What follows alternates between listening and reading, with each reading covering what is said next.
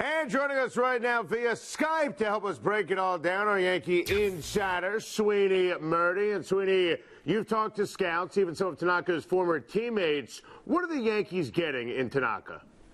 I think that's the $155 million question, Adam. I don't think anybody really knows for certain what they're getting.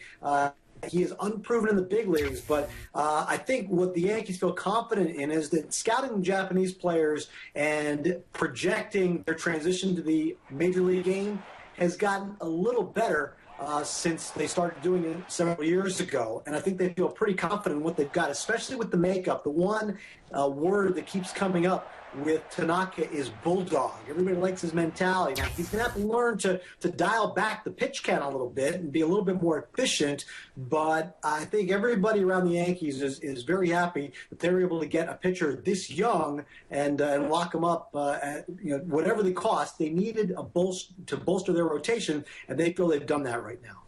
They're certainly paying him to be a number one, paying him like he's an ace already, but they have CC Sabathia. So what kind of impact do you think adding Tanaka to the rotation will have on CC Sabathia this season?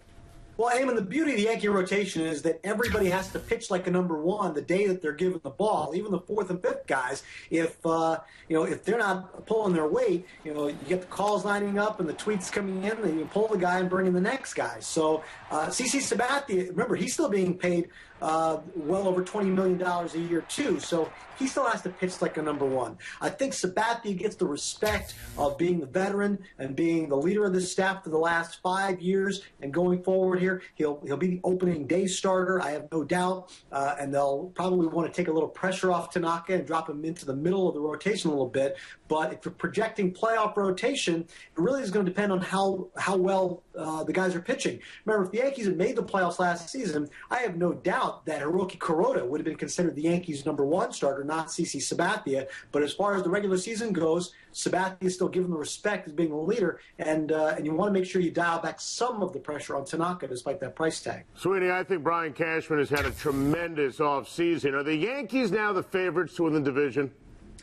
I don't know if I can say that quite yet. The problem I have, Adam, is that earlier in the offseason, I said the Yankees' offseason couldn't be considered a success if they didn't re-sign Robinson Cano. Well, we know that didn't happen. And despite getting Ellsbury and McCann and Beltran and now Tanaka, I still feel there's some unknown here. The Yankees have some injury questions, people coming back from injury in the infield with Mark Teixeira and Derek Jeter, and the unknown situations of exactly how they're going to match up second and third base with the people they have, like Brian Roberts and Kelly Johnson. And the bullpen is still a little bit of a concern. Remember, for the first time in about 20 years almost, the Yankees have somebody closing. His name isn't Mariano Rivera. There is a little bit of anxiety, I would say, when the Yankees turn the ball over in the late innings.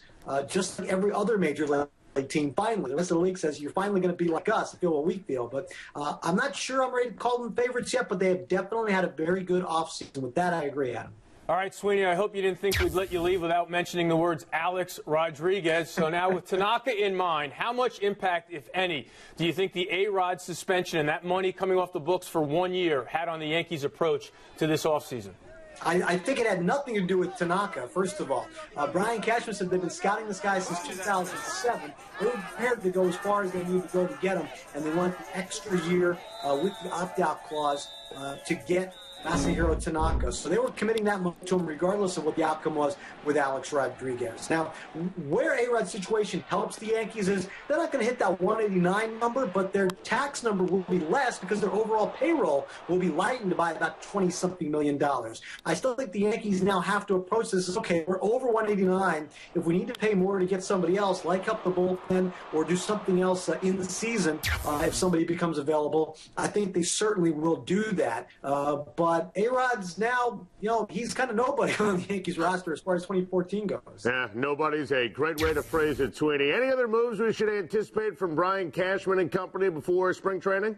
I think you always have to anticipate moves from Brian Cashman and the New York Yankees. I think if you're trying to bet on this being the Yankee roster in 3 weeks when spring training starts, don't take that bet. You got to look for always the Yankees to try to improve themselves. I still think because there are late inning relievers on the market and available, and Brian Cashman giving only a lukewarm endorsement to David Robertson, saying he's the odds-on favorite to be the closer, and that he's going to be given a chance to compete and win the job.